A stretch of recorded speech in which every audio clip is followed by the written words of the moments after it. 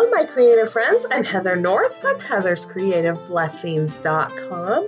It is time for our new Calling All Sistahs Encouragement Challenge. And this month's inspiration photo is one of my favorites. I love the beach. I love the ocean. I love waves. I like looking at the sand. I don't really like it in my shoes, but other than that, I love the ocean. So I am going to be inspired by this photo.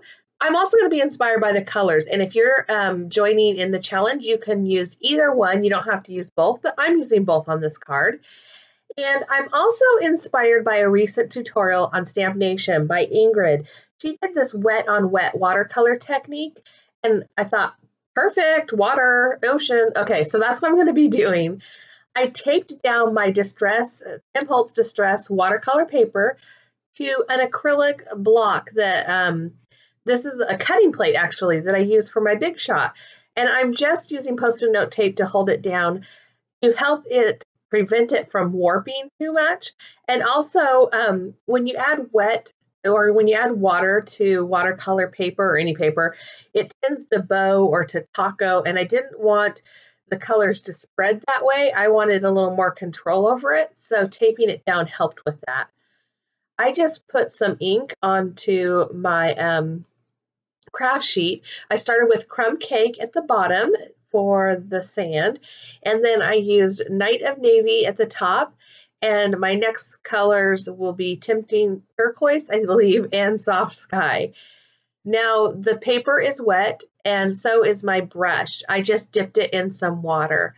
And by having wet on wet this way, the colors really move and blend. You can get them to move even more by tipping that acrylic plate up, and it will kind of drip down into each other, or you can do less by just having it flat. Now these colors are going to dry back a little bit and they'll be lighter. So I'm going to go in with a second coat of color. It's funny calling it a coat of color because it's just ink, but you know, a second coat of color just to deepen it up a little bit. And then I'll take a paper towel and I'll just lightly dab in some areas. And what this does is it pulls up the ink and it makes it look a little bit like wispy clouds or waves or something along those lines, kind of foam from the ocean. I just love the softness that it adds as well.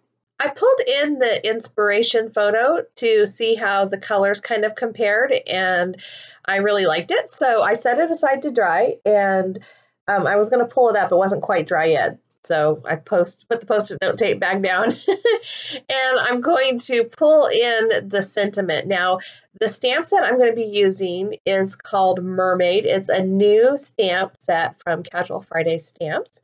I'm going to ink it up in Night of Navy ink. And the sentiment I chose was Seize the Day. This is an encouragement card. It's an encouragement challenge. So I wanted an encouraging sentiment. And I'm going to ink the mermaids in the same color. Now, something really interesting happened when I stamped this down. I wasn't expecting. You're going to see it in just a second. Look at that. Ooh. Do you see the texture from this stamp? This wasn't from the stamp itself. It wasn't that it was inked incorrectly. It was because I had used the texture side up of the watercolor paper. And I absolutely loved it. This was a happy accident, but I love how that turned out because it looks more like they're under the sea and the waves are kind of sparkling on them. So I stamped the other little girl up a little bit higher and to the left, and then I'm pulling back the Post-it note tape. If in order to help keep it from ripping, pull the tape back on itself. That's my little tip.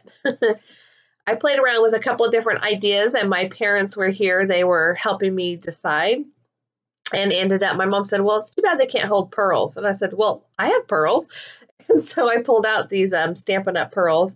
And the little girl on the left has a big one, and the little girl on the right is holding two baby ones.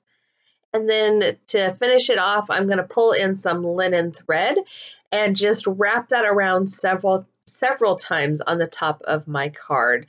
An interesting note, My parents are up here visiting, and I had to make my cards and my videos for you guys for the challenge and the Calling All Sistahs reminder post this week.